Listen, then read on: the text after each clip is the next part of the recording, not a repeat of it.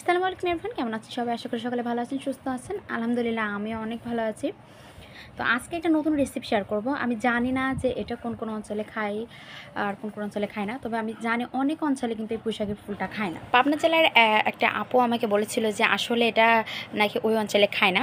তো আমি এতটুকু জানি, বাট আর কোন অঞ্চলে কি খবর আমি সেটা জানি না। পুঁইশাকের ফুল এটা কি আবার খাওয়া যায়? হ্যাঁ, অবশ্যই খাওয়া যায়। এই পুঁইশাকের ফুল রান্না করলে যে কি মজা লাগে। আমাদের ঝিনাইদহ জেলায় কিন্তু পুঁইশাকের ফুলটা খুব মজা করে রান্না করে খাওয়া হয়। তো আজকে দেখে নেব পুঁইশাকের এই ফুলটা রান্না মানে কিভাবে করে। তো এইটা দেখেন, প্রথমে আমি এখানে দিয়ে দিচ্ছি তেলের উপরে পুঁইশাকের ফুলটা দিয়ে দিয়েছি। তারপরে এখানে লবণ, হলুদ, তারপরে একটা পেঁয়াজ কুচি করে দিয়েছি, তার সঙ্গে সরিষা আর রসুনটা বেটে দিয়েছি আর কাঁচা ঝাল। এরপরে এটাতে পর্যাপ্ত পরিমাণে পানি দিয়েছি, মানে পানিটা হতে হবে এটা সমান সমান। তো এখন এটাকে আমি ঢেকে সিদ্ধ হওয়া পর্যন্ত অপেক্ষা করব।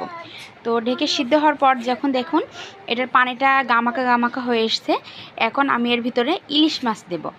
এটা কিন্তু মাছ ছাড়াও রান্না করে যদি শুধু খান সেটাও কিন্তু খুব মজা লাগে। আর এখন এখানে আমি ইলিশের টুকরোগুলো ছেড়ে দিচ্ছি। আর ইলিশের টুকরোগুলো দেওয়ার পরে এখানে আমি দিয়ে দেব একটা জিরা আর পেঁয়াজের বাটা। তো এখানে পেঁয়াজ বাটাটা একটু বেশি দিবেন। তারপরে এটা জিরে পেঁয়াজ বাটাটা দেওয়া হয়ে গেলে এখানে আমি আবার পানি দিয়ে দেবো। এটাকে বলে ঝোলের পানি। মানে আমরা যে কোনো তরকারি যখন রান্না করি তখন কিন্তু আমি কষানো পানি এবং ঝোলের পানি আমরা কিন্তু আলাদা আলাদা করি, যে এটা আমাদের ঝিনাইদহ জেলার মানে একটা ঐতিহ্য।